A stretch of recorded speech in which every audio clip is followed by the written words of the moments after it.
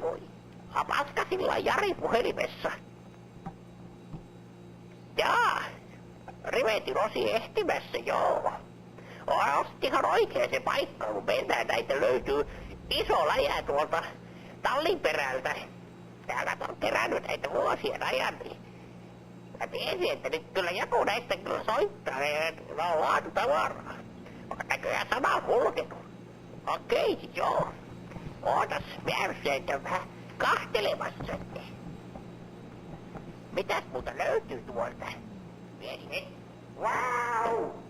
Wow!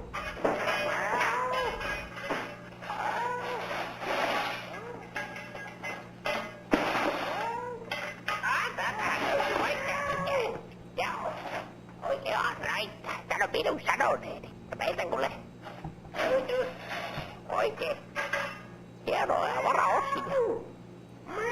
Täällä kuule hyvää hintaa.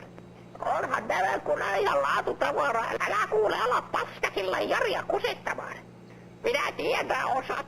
Minä tiedän minun tavarani laadun. Ei vittu oleta tinkimään näistä osista.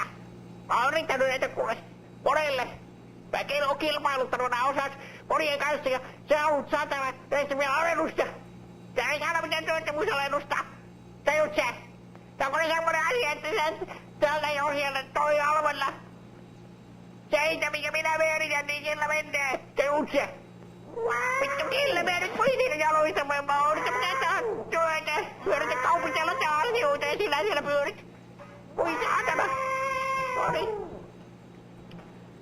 Ja kun tää semmonen asia, että se ei vittu, saatana, kusipää minua enää. Yhtään pidette puolessa pidempään, että se ostat tää ora tai sitten se jää ilman. Tajut sä? Hyvä. Ei vittu, kellekin on ruokkimatta, sitten sä pyörin jaloissa ja minä nyt ruokkaan. Wow. Päivän